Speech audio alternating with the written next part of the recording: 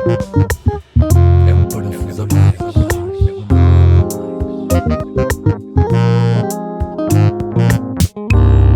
É um parafuso a mais. Parafuso a mais. Olá malta, mais um episódio podcast Parafuso a Mais. Depois de um momento delicado de vários meses confinados ao nosso espaço, decidimos retomar os podcasts presenciais. Durante estes 3 meses tivemos a oportunidade de publicar o projeto, apresentar-vos, divulgar através das nossas redes sociais, sobretudo através do Instagram. Já temos 2 episódios publicados no YouTube. Deem lá uma saltada, podcast Parafuso a Mais, como já vos disse. Dinamizámos também o Instagram e fizemos alguns diretos com algumas pessoas, episódios fantásticos, às quais eu agradeço naturalmente. E para desconfinarmos, nada melhor do que um podcast presencial com a Francisca. Vem-nos falar um bocadinho sobre ela e sobre a área de especialização dela. Olá Francisca, como estás? Olá, tudo bem? Está tudo bem. Então, diz-nos lá quem és, o que é que fazes, o que é que te traz aqui? Então, sou nutricionista, acho que nada melhor para aproveitarmos o desconfinamento para falar um bocadinho sobre nutrição, não é? E basicamente tirei o meu curso aqui em Coimbra, na Estes, e agora para melhorar um bocadinho a minha formação decidi tirar o mestrado em Biotecnologia e Inovação Alimentar na Católica no Porto. Mas adoro comer, adoro cozinhar, e foi também um bocadinho por isso que decidi ir para esta área mais, não tanto ligada às consultas, mais a parte indústria alimentar, formulação de novos produtos. Acho que é uma área em crescimento, portanto decidi optar por aí. Só comes brócolis e pescado? Achas? Uma bela pizza cai sempre bem. Ok, e Mac? Opa, Mac, eu não gosto muito de Mac, sabes? Eu como Mac pai 2 vezes por ano, 1 vez por ano, se tanto. Quando bebes Este uns ano já copos? comi 2. Também não sou grande apreciadora de álcool. Uma sangriazita está bem, uma cidra também, mas opá, de resto não é isso que me cativa mais. Ok, fantástico. Olha, há uma coisa que me acaba por mexer um bocadinho comigo, que tem a ver com nutrição, que é porque é que tu escolhes esta área? Achas que és uma espécie de agente de saúde pública, porque estás no fundo a aconselhar as pessoas da melhor forma, aquilo que devem comer, ou achas que também é para ti importante porque tens conhecimento daquilo que tens no prato? É assim, a minha primeira opção foi fisioterapia, não era nutrição. A nutrição era a minha segunda opção. Mas, opá, não entrei, na segunda fase também não entrei. Então, olha, acabei por começar a gostar da teoria da nutrição e decidi continuar a fazer o curso até acabar a licenciatura. Relativamente à segunda pergunta que fizeste, opa, eu acho que é um bocadinho das duas coisas. Acho que é muito importante para mim, como profissional de saúde, aconselhar as pessoas a ter uma alimentação mais saudável, mas também foi super importante para mim ter essa noção do que é que devia ou não comer. Eu fui atleta de alta competição de natação, e sempre comi muito, ou seja, massa, carne, às vezes comia restos do almoço ou ao lanche para depois ir treinar. A sério, é um bocado esquisito, mas já... ou seja, foi super importante para mim ter noção do que era importante, quando era importante, em que situação, e opa, essa é a parte mais interessante da nutrição para mim, por acaso. Tu achas que nessa área há muita desinformação? Há imensa desinformação, principalmente agora com as redes sociais, publicidades, opa, não há uma resposta. A quantidade de falando, por exemplo, redes sociais, influencers, a quantidade de marcas que pagam a pessoas que são simplesmente conhecidas por serem atores ou por serem músicos, qualquer coisa, que lhes paga para promoverem um alimento. E às vezes parece que estão a promover alimentação saudável, mas não estão. E as pessoas vão acreditar. Por exemplo, aqueles mini cursos de health coach que tu consegues tirar em 1 mês, 2 meses. O que é isso ao lado de nós nutricionistas que estudamos 4 anos de licenciatura, mais 1 ano e tal de estágio à ordem para conseguirmos nos formar? O que é isso ao lado dessas pessoas?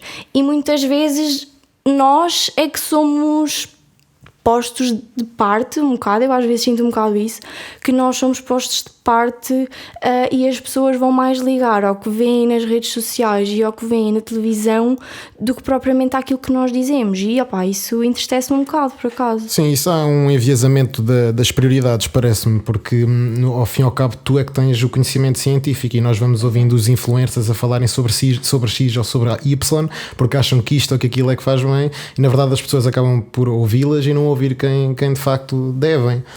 Isso é realmente muito importante. Pelo menos consciencializarem as pessoas de que vocês realmente é que têm o conhecimento de causa. Hoje em dia, esta prática aquela retórica que a maioria das pessoas conhece de healthy lifestyle, que devemos levar uma vida equilibrada e saudável, o que pressupõe naturalmente a vertente alimentar, fez com que a vossa profissão se sobrelevasse, ou talvez esta situação dos influencers tenha colocado a situação posta um pouco em causa? Eu vou-te ser sincera, eu vou falar daquilo que sinto. Eu acho que realmente essa parte das redes sociais e dos influencers põe-nos um bocado em causa. Aquilo que às vezes me acontece na consulta é que eu fico possessa mesmo. É a pior coisa que me podem dizer em consulta, a doutora, é melhor ir ler sobre o assunto. E eu fico a pensar, eu é que tenho de ir ler? Eu estou-te a dizer uma coisa que eu aprendi, que nutrição é ciência, não é uma moda, é ciência. Eu aprendi, eu estudei e eu é que tenho de ir ler. Opa, é completamente... Eu não queria usar esta palavra, mas é mesmo ridículo aquilo que as pessoas pensam de nós. E o que é que as pessoas acham? Que nós damos-te um plano alimentar. Deve ser a coisa mais simples de tu conseguires fazer, mesmo palavras e tudo, deve ser a coisa mais simples para tu conseguires perceber. Mas depois o trabalho por detrás não é nada simples. Existem cálculos, existe distribuição de macronutrientes, nós temos de fazer um plano de acordo com aquilo que tu gostas. Se tu não gostares, não vais fazer. Para nós é difícil, para nós é ciência e há muito por detrás daquele plano alimentar. Mas se tu deres uma coisa simples que tenha a roda dos alimentos, a pessoa vai pensar, ok, eu já sabia isto, para que é que eu estou aqui? E se calhar nem a volta à consulta. Isso é mau. Tocaste aí num ponto, acho que é fundamental, que é a dimensão psicossocial. Eu há dias vi um podcast com um nutricionista, que é o nutricionista do Futebol Clube do Porto, o Dr. António Pedro Mendes. Ele disse-nos uma coisa interessante, que é, se esta pessoa tem o hábito de comer ao pequeno almoço um pão com manteiga, e está tão intrínseco, dificilmente a pessoa vai deixar de fazê-lo, porque gosta, porque se habituou. O que nós temos de fazer é reformular o plano e se calhar manter aquilo ali, porque senão a probabilidade da pessoa se manter fiel ao plano é muito baixa. É nula. Esse senhor é um gênio, eu adoro ouvi-lo. Ele é mesmo fixe. E já tive o prazer de fazer um curso de nutrição desportiva com ele. Ele e o Pedro Carvalho também são espetaculares, Vítor Hugo Teixeira, são mesmo pessoas que desmistificam a nutrição completamente. É como tu estavas a dizer, tu estás a fazer um plano para uma pessoa de 60, 70 anos, que toda a vida o pequeno almoço dela foi um galão e o belo pão com manteiga, o belo bico com manteiga. Tu vais retirar esse prazer da pessoa estar a comer isso ao pequeno almoço, porque vais trocar por iogurte com aveia e sementes de chia e framboesas? Não faz sentido. Sumo detox. Há um sumo detox com espinafres, couve, alface, assim mesmo, para desintoxicar o organismo. Isso tem alguma evidência científica, não? Opa, não. Olha, o Pedro Carvalho diz uma coisa super interessante, que é: o melhor alimento que nós temos aqui em Portugal para desintoxicar é a sopa. Queres melhor que isso? Não tens. Não tens mesmo. Então nós, Portugal, que temos tanto aquela cultura enraizada de comer sopa ao início da refeição, pá, não há melhor forma de desintoxicar o organismo, como as pessoas dizem, do que comer sopa no início da refeição, ao mesmo pequeno almoço e lanches. Atenção, há pessoas que fazem isso e não há mal nenhum. Há muito esses mitos que são engraçados, por acaso. Eu às vezes rio-me com isso, até é engraçado.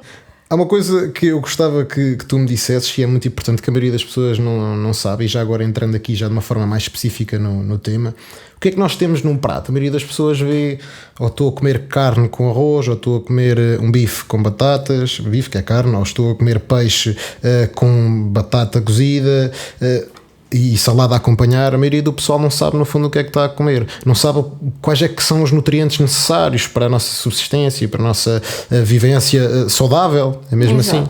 O que é que nós temos no prato? Então, de forma mais geral, nós temos no prato hidratos de carbono, proteínas e lípidos. Os hidratos de carbono, tu tens todo um leque de hidratos de carbono que podes escolher. Escusas de comer sempre batata, ou sempre massa, ou sempre arroz. Podes, agora há montes de coisas, e isso realmente é uma coisa que está em crescimento. A parte da quinoa, sei lá... Cuscuz? Cuscuz, exatamente. A batata doce, que agora está super na moda. Essas coisas todas, tu consegues... As leguminosas, por favor, não se esqueçam das leguminosas, elas têm imensas propriedades interessantes, feijão, grão, lentilhas, mesmo para vegetarianos e veganos, para substituir a proteína, não é? Mas eu, ao comer leguminosas, estou a comer hidratos de carbono? Exatamente, as leguminosas têm fontes de hidratos de carbono e são fontes de hidratos de carbono e são fontes de proteína, as duas coisas. O que é que faz hidratos de carbono? Os hidratos de carbono? Basicamente eles fornecem-te energia para tu conseguires fazer o teu dia-a-dia. Daí não ser muito aconselhável retirar hidratos de carbono da tua alimentação. Mas é isso que se ouve, não é? Quero emagrecer, então o ideal é deixar de comer hidratos. Está completamente errado, não é? Tá, sim, culpam os hidratos de carbono são os maldosos, mas não é verdade. Muitas das pessoas... Porquê é que não conseguem emagrecer? Porque exageram muito na quantidade de gordura que põem no prato. Okay? Tipo, azeite com fartura, manteiga com fartura. Por exemplo, às vezes chega à consulta uma pessoa que diz: mas como é que eu não consigo emagrecer? Eu só como grelhados e cozidos e não sei o quê. Eu assim, ok, então quando vai grelhar a sua carne, mete alguma coisa na frigideira. Ela, sim, um fiozinho de azeite. E eu, pronto... E come salada? E ela come, sim, muita salada. Então, e põe azeite na salada? Sim, então claro que põe azeite na salada. É muito este mito que os hidratos de carbono são os culpados de tudo e as pessoas esquecem-se muito da gordura, que fornece mais calorias por gramas. Mas o azeite não é um hidrato de carbono, é um lípido. Exatamente, o azeite é um lípido. Como o amendoim? Sim, a manteiga de amendoim, sim, é uma gordura, tem muitos lípidos, mas também tem boas fontes de proteína, a manteiga de amendoim. A manteiga de amendoim, o amendoim, o fruto em si. E o amendoim é uma leguminosa, não um fruto seco. Ok. Então, e proteína? O que é realmente a proteína? No nosso prato é a carne, é o peixe? Exato, carne, peixe, ovos, queijo. No caso dos vegetarianos, veganos, tofu, tempê, soja, as leguminosas, como falámos anteriormente, feijão, grão, lentilhas. Há todo um leque de proteínas que se pode utilizar, não é preciso estarmos sempre a comer a mesma coisa. E o que é que faz a proteína em si? A proteína basicamente ajuda-te na tua estrutura muscular. Reconstrói as fibras, não é? É essa a ideia. É mais ou menos isso. A proteína serve para reconstruir as fibras musculares depois do treino. Ok, sim, e a malta que não treina? Sim, mais ou menos. Os hidratos de carbono também são muito importantes nessa fase. E a proteína também é muito aquilo que te vai dar saciedade durante o dia. Nem é tanto os hidratos de carbono ou gordura, é mais a quantidade de proteína para tu conseguires aguentar e estar saciado. Ela tem um papel muito importante também aí. Chegamos à altura das perguntas. Então... Qual é que é o objetivo disto? A Francisca vai-me colocar 2 ou 3 perguntas que trouxe e vai dar tempo para eu respondê-las. Provavelmente não saberei. Vamos ver. Olha, falando um bocadinho agora também retomando aquela parte do azeite, só para teres um bocadinho de noção. Imagina, vais temperar o teu prato, qualquer coisa assim. Quantas calorias é que achas que tem uma colher de sopa de azeite? Manda aí um número, calhas. O que é que achas? 50. Ok. Deriva um bocado do tamanho da tua colher de sopa, ok? Ok. Mas normalmente uma colher de sopa de azeite tem entre 80 a 100 calorias. Até pode ter mais. Ou seja, vê uma cena. Se tu meteres azeite no arroz ou na massa, meteres azeite na carne, peixe, whatever, se meteres azeite na salada ou nos legumes, tu consegues elevar uma refeição que até tem umas calorias boas, tu consegues elevar para aí umas 200 calorias só nessa refeição. É por isso às vezes que as pessoas não conseguem emagrecer. E numa só. Exato. Ok, ótimo. Segunda pergunta. Então, imagina que vais a um café, vais beber uma cervejola, não vais beber a cerveja sem nada para comer, não é? Acho eu. Pronto, e não queres fugir assim muito à dieta, vá. E queres comer um salgado. O que é que tu achas que é melhor em termos de calorias? Um rissol ou uma empada? Um rissol? A sério, achas? Eu acho que sim. Bem, não sei, não percebo nada disso. Mas o rissol é frito. E a empada, como é que é feita a empada? A empada é no forno. Ok, então a empada... Não, mas respondeste certo. Respondeste certo porquê? Isto tem toda uma lógica. Porque normalmente um rissol é mais pequeno que uma empada. Ou seja, nós estamos a ver por porções, ok? Se uma empada é um bocadinho maior que um rissol, logo vai ter um bocado mais calorias que o rissol em si. Mas normalmente tu respondeste rissol, que foi um bocado estranho, porque normalmente as pessoas respondem empada, portanto lixaste-me aqui um bocado a situação. Mas eu realmente pensei logo no tamanho Pensaste? Ótimo. e associei uma coisa à outra. Ótimo, isso é muito bom, mas realmente é verdade. Às vezes a empada, se eu penso que vou comer uma empadita, pode ser que não faça tanto mal, mas às vezes o rissol tem menos calorias do que uma empada. Isto vendo em termos de calorias só, não em macronutrientes, hidratos, lípidos, etc. Terceira pergunta. Terceira pergunta. Então, agora temos muito na moda as pessoas retirarem o glúten da alimentação sem glúten. E também está muito na moda a proteína, certo? Então, o que é que tu achas que tem mais proteína? Uma massa normal ou uma massa sem glúten? Vou dizer absolutamente ao calhas, uma massa sem glúten. Ok, está errado, yes! Porque o glúten é a proteína. O glúten tem proteína, é uma proteína, ok? Ou seja, se tu estás a tirar o glúten à massa, ela automaticamente vai ter menos proteína. Ou seja, a massa normal é normal que tenha mais proteína. Claro, ok. Então agora deixa-me fazer-te duas perguntas. Quantas calorias é que tem uma bola de Berlim? Epá, sei lá, deve ter para aí umas 500 e tal, 600. E um Big Mac? Diz lá na caixa, não é? Olha, por acaso estive a ver isso no outro dia porque tivemos alta discussão porque íamos comer Mac e eu não queria cometer assim grandes excessos. Um Big Mac tem imensas, tem para aí 700, acho eu. Eu sei que comi um Mac Chicken porque tinha 300 e tal. Portanto, achei que não compensava, porque eu queria pedir molho para batatas, então achei que não compensava estar a pedir um Big Mac, então pedi um Mac Chicken para compensar essas caloriasitas extras. E uma cerveja? Boa pergunta, não sei. Fazes Mas eu ideia? aposto para aí 80, 90. Não é assim tanto, podemos ver várias. Depende do teu objetivo. Teria de tirar comida para beber muitas cervejas? Não, nem pensar, como é óbvio. O álcool, a cerveja, vinho... É assim, é uma coisa que tu podes incluir na tua alimentação, mas tudo gira à volta da quantidade que fazes. Óbvio que se bebes 2 cervejas quando estás com os teus amigos, não é isso que vai ditar logo o teu dia alimentar, percebes? Mas se beberes umas 4, 5, 6, aí já vai fazer diferença, como é óbvio. Regressemos então à entrevista propriamente dita e tenho aqui 4 ou 5 coisas que gostava que tu comentasses. Então, paleolítica, DASH, genética, low carb, cetogénica ou ketogénica, mediterrânea, vegetariana, vegan, sem lactose, sem glúten. Afinal, o que é melhor? Olha, eu acho que a pergunta que tu deves fazer para ti próprio é: o que é melhor para mim? O que é melhor para o meu bem-estar físico? O que é melhor para o meu bem-estar psicológico? E deves fazer essas perguntas todas a um nutricionista, não é? Ou seja, imagina, falando outra vez nesta parte das redes sociais, vai dar sempre ao mesmo. Tu vês que uma pessoa que tu segues está a fazer agora uma dieta vegetariana ou uma dieta vegan.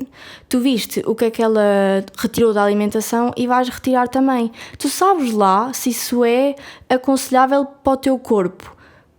Tu não sabes, não fazes a mínima ideia. Tu podes estar... pode ter repercussões a nível do teu corpo, não é? Tu não fazes a mínima ideia e depois tu vais substituir por o que ela substituiu. Isso não é correto. Daí, quando tu fazes alguma alteração alimentar, tu deves ser aconselhado por profissionais de saúde dessa área, por nós nutricionistas, porque tu podes estar... Ok, vou chegar ao extremo, mas tu podes até provocar no teu corpo déficits grandes que te podem provocar alguma patologia. Não se pode fazer essas coisas assim do nada. Por exemplo, a dieta cetogénica, de retirar imensos hidratos de carbono, aumentar muitas gorduras e a proteína. O que é que isso vai ser depois? O que é que vai acontecer depois? Tem que haver um estudo por tua parte e por parte do nutricionista para te conseguir dizer o que é melhor. E porque é que essas dietas vieram todas à moda? Muito pelas pessoas que queriam emagrecer. Ok, eu quero emagrecer, vou optar por esta dieta. E a cena do jejum e tudo mais. Vou optar por esta dieta.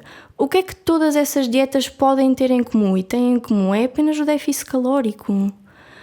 Uma dieta mediterrânica pode fazer um déficit calórico, uma dieta vegetariana tu podes ter um déficit calórico, sei lá. E tanto pode ter um déficit calórico como pode ter um aumento das calorias a ingerir, e tu aí podes aumentar de peso por isso. Todas estas dietas vieram à moda por causa disso e lá está, respondendo à tua pergunta outra vez, tu deves pensar naquilo que é melhor para ti, estruturar um plano e uma dieta que é melhor para ti, só para ti, não é para o outro e para a família inteira, é para ti apenas. Pois isso é sobretudo o trabalho do nutricionista quando recebe o paciente na consulta. O que é que tu fazes quando chegas lá? Quais é que são as primeiras perguntas que fazes? Ou medes, pesas? Como é? Sim, basicamente uma consulta tem de ter anamnese alimentar. Basicamente nós fazemos perguntas sobre o historial do paciente, neste caso cliente, se tem alguma patologia associada, que tipo de medicação é que toma, se faz desporto. Depois vais perguntar quais são os objetivos da pessoa, se é emagrecer, se é aumentar de peso, se simplesmente é para manter. Isso também, há pessoas que vão às consultas de nutrição simplesmente para manter e para terem uma vida mais saudável. Depois tu acabas por perguntar também o que é que ela come durante o dia, horários, quantidades, essas coisas todas, para tu teres noção do que é que a pessoa faz. Sim, os hábitos alimentares são muito importantes. Exatamente. E depois fazes certas medições, isso também depende de nutricionista para nutricionista, seja a balança de bioimpedância, ver-te o peso, podes fazer algumas medições de pregas e prints que são sempre mais fiáveis. Há toda uma série, na consulta de nutrição há toda uma série de procedimentos que devem-se ter em conta, e a pior coisa que tu podes, isto aconteceu-me no outro dia e foi muito mal, eu senti-me muito mal, que foi chegar ao final da consulta e haver um senhor, e ouvir um senhor que já era um bocadinho mais velhinho perguntar se tinha de pagar, e eu fiquei a olhar e assim, o que é que está a passar aqui? Tenho de pagar? Quer dizer, eu tive aqui trabalho a falar consigo, vou-lhe fazer um plano e está a perguntar se tem de pagar. Sim, a maior preocupação dele era essa. Exato, é do género. E eu depois posso ter a certeza, eu fiz um plano que ele não conseguiu encontrar lá uma dúvida sequer, porque eu meti imagens, eu meti tudo e mais alguma coisa para ele conseguir. Achas que isso é importante para passares a mensagem certa para a pessoa? Porque há aqui uma questão muito interessante e eu acho que parte também logo da medicina e destas ciências que são muito especializadas, como é a tua, naturalmente também, que é o discurso por parte da pessoa, do médico ou do nutricionista, por hipótese, neste caso, ser um discurso muito técnico e às vezes a pessoa que está do outro lado tem dificuldade em compreender. Isso não costuma acontecer? Não muito. Eu acho que nós aprendemos muito no curso que realmente o discurso deve ser individualizado, ou seja, se eu tenho uma pessoa de... Simples. Claro, e simples. Se eu tenho uma pessoa de 20 anos que, por exemplo, eu atendi muitos alunos de medicina, eu aí já conseguia ter um discurso se calhar um bocado mais técnico, não é? Porque eles até percebem os procedimentos e tal, pronto, na boa. Mas se for um cliente um bocado mais velho, que não tem tanta instrução ou uma coisa qualquer assim, tu tens de ter um discurso muito mais simples, é inevitável, senão começas lá a falar e ele fica a olhar para ti e diz, o que é que estás para aí a dizer? Não é? Isso é muito importante. Lembro-me quando estava a ouvir esse podcast do Salgueiro com o Dr. António Pedro Mendes, ele tinha dito uma frase muito interessante que era parece que hoje em dia termos uma alimentação saudável que no fundo é variada, já não é fashion. Deixou de ser fashion. Comermos de tudo um pouco, porque no fundo estamos a assimilar vários nutrientes, parece-me, de várias coisas, não é? Deixou de ser fashion por causa, sobretudo, destas dietas que eu te citei há pouco. Tu achas que faz sentido esta frase? Claro que faz todo o sentido. Basicamente agora as pessoas preocupam-se o que é que está na moda e não o que é bom. Tu numa alimentação variada podes meter tudo e mais alguma coisa, até o que está na moda. Isso continua a ser, para mim, a palavra variada e a alimentação variada é a base da nutrição. Tu não consegues ser feliz se não tiveres uma alimentação variada. O que é uma alimentação variada? É comeres de tudo.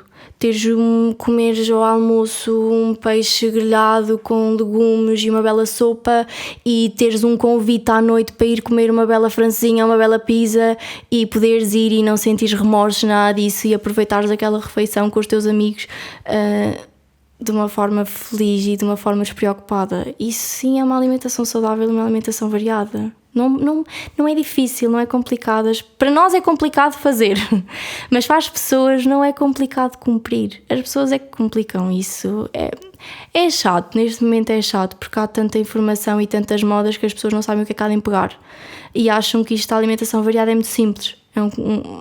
é um assunto muito simples, mas não é. Não é? Há todo um conjunto de coisas que tu tens de ter em atenção, mas depois no fundo é só comeres de tudo um pouco e comeres aquilo que te faz feliz também. Eu acho que isso é muito importante. Pois é, malta, eu quando enviei as ideias à Francisca a propósito do podcast, ela teve o cuidado de me corrigir a propósito de uma palavra que eu lhe tinha enviado. Eu próprio não sabia, quando andei a fazer uma pesquisa é que descobri que existia uma coisa que se chama... Ortorexia. Ortorexia, que pelos vistos é o pessoal ficar absolutamente obcecado com a alimentação saudável. Portanto, já estamos a chegar ao extremo. Yep. Isto existe e não é assim tão pouca gente quanto isso. Como é que tratamos isto? Vamos a um psiquiatra? Isto é tudo uma questão de equipa multidisciplinar. O nutricionista é importante, o psicólogo é importante, o médico é importante. Também depende muito do grau, de o que é que se está a passar, o que é que não é, mas é assim, para já é uma coisa muito difícil tu fazer o diagnóstico, porque não são sinais físicos. São atitudes e comportamentos que as pessoas vão adquirindo, do género não irem almoçar fora porque não são elas a fazer o comer, não verem outras pessoas, as outras pessoas não verem o que é que ela está a comer. Há tantas coisas. É uma obsessão por a qualidade do alimento em vez da quantidade, ou seja, não é... É uma obsessão por alimentação saudável, mas que acaba por não ser nenhuma alimentação saudável, porque é assim... Está a afetar a parte mental. Exato, é muito uma patologia mais do foro psicológico, mas que depois vai afetar montes de coisas, e é um assunto um bocado delicado. Sim, como outra psicopatologia qualquer, não é? Também. Exato. Eu estava aqui a pensar, esta situação, a ortorexia, acaba por ser um pouco também reflexo da nossa sociedade, que acaba por levar as coisas ao extremo. Parece-me que há aqui uma crise de valores cada vez maior, as pessoas estão cada vez mais preocupadas com a imagem e talvez por isso começam a preocupar com a saúde e com o exercício físico e com a alimentação, mas ao mesmo tempo começam a tocar em extremos, deixam de beber álcool moderadamente, começam a comer só arroz integral ou massa integral, legumes só biológicos, e isto é muito que se liga, não tem? Exato, olha, agora faço-te uma pergunta. O que é que achas? Achas que isso é uma alimentação saudável ou achas que as pessoas estão simplesmente a ligar à moda? Sim, as pessoas estão a ligar à moda. Percebes? É mesmo aí. Daí eu não achar... É assim, isto não é toda a gente, ok? Há exceções. Mas eu acho realmente que as pessoas, neste momento, fala-se muito sobre isso, sobre alimentação saudável, mas eu acho que simplesmente é porque está na moda e as pessoas vão por modas e não porque realmente veem a alimentação saudável como um estilo de vida. E isto é preocupante, não é? Porque, assim... Tu tens de ter alimentação saudável, tu tens de conseguir fazê-la para toda a vida, não é só durante um mês ou dois. Achas que é uma moda que vai acabar como todas as outras por passar e depois por regressar?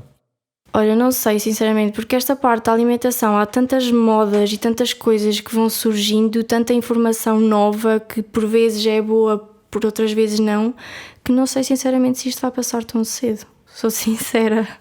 Aquela questão que eu referi agora há pouco, acerca da comida biológica, nós vemos todas aquelas reportagens e todos aqueles documentários a propósito daquilo que fazem os animais, da comida pouco saudável que nós comemos e que na teoria parece ser saudável, como por exemplo a cultura dos vegetais, por exemplo, que na realidade aquilo não é nada como se diz e que já não tem os nutrientes que tinha outrora.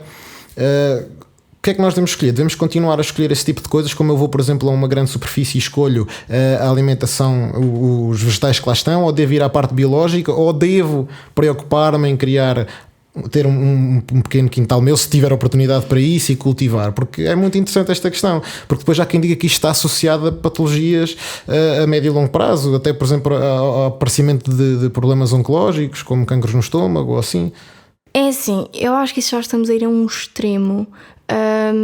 Não está provado que se fores comprar um alimento biológico seja super mais saudável que se fores comprar qualquer coisa à mercearia ou a um supermercado. Não está provado. Daí entrar a alimentação variada, ou seja, imagina, tu vais estar a comer todos os dias carne de vaca grelhada, por exemplo, ou um churrasco em que vai formar aquelas crostas todas pretas e tu vais comer isso todos os dias. Opa, e de certeza que vai ter alguma repercussão no teu corpo e Isso é um ótimo exemplo. e surgir alguma patologia. Agora, se tu decidires fazer um churrasco num sábado, depois no dia a seguir comeres peixe, depois no dia a seguir comeres ovos, lá está, isso parte de uma alimentação variada e eu acho que isso são preocupações boas, atenção, eu acho que cada vez há mais informação, mas lá está, cada vez há mais informação sobre isso, mas nem toda é correta. E nós temos que saber, é um bocado difícil, mas nós temos que saber canalizar. E eu acho que aqui o grande foco é tu diminuires um bocadinho a quantidade de coisas que comes que não são tão necessárias e aumentar as outras coisas que são mais necessárias, como a diminuição para consumires produtos de origem animal, aumentares um bocadinho o consumo de produtos de origem vegetal, tentares de tudo um pouco. É óbvio que se tiveres um quintal em que consigas cultivar as tuas coisas, pá, é super vantajoso, até poupas a nível de dinheiro e tudo mais. Mas não é essencial, percebes o que eu quero dizer, género?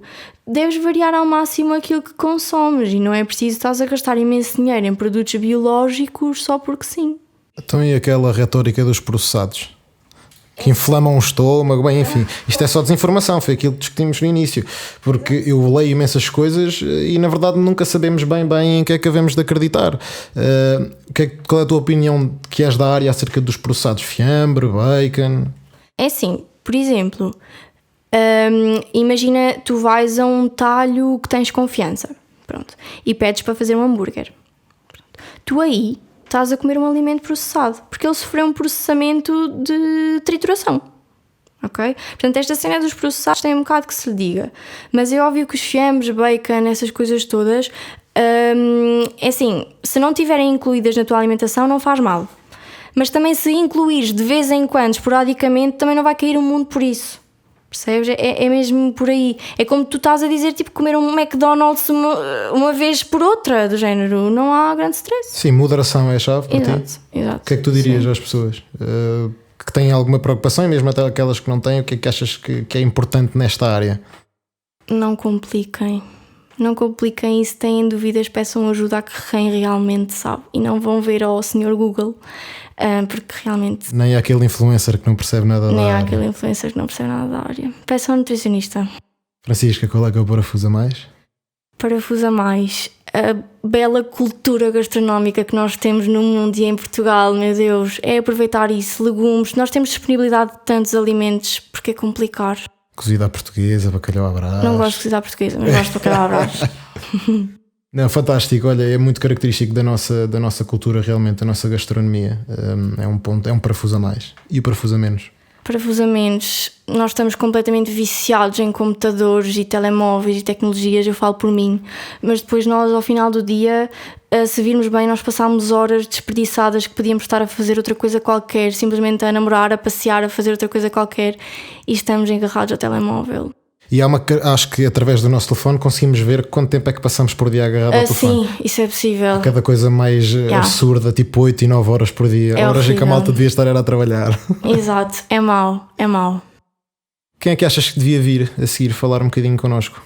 Olha, como deves ter percebido, eu gosto muito de comer e gosto muito de cozinhar, então eu acho que podiam falar um bocadinho sobre a gastronomia e os desafios que os chefes de cozinha enfrentam hoje em dia, mesmo agora depois do Covid e essas coisas, ouve-se muito que os restaurantes estão a ter dificuldades, por isso eu desafiei a Raquel Machado, ela é chefe de cozinha do restaurante Quinta Matéria, é uma equipa super jovem, ela tirou o curso na Escola de Hotelaria aqui de Coimbra, se não me engano, e acho que ela tem coisas muito interessantes a dizer e esta área é super interessante para mim, eu acho que a maior parte das pessoas acham também. Vamos a isso, vamos encetar contactos.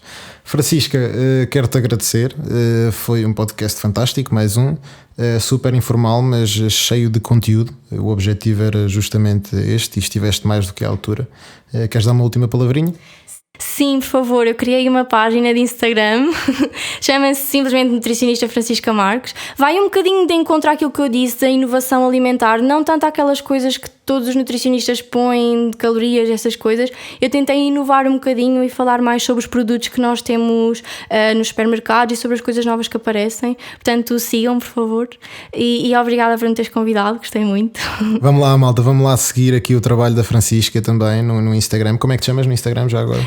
Francisca Marques 16 e a página é Nutricionista Francisca Marques. Super simples. Ok. Muito obrigado, Francisca, mais uma vez. Obrigado também ao José Lopes, que foi quem intermediou este podcast. Foi fantástico também da parte dele, um especial agradecimento a ele. Agradecer também a toda a equipa do podcast Parafusa Mais, João Silvano, João Maria, Mário Grave, Rec Shorts. Agradecer a todos eles, agradecer também aos nossos ouvintes mais uma vez. E vamos lá, malta, vamos lá continuar a enfiar parafusos nessa cabeça. Parafusa Mais.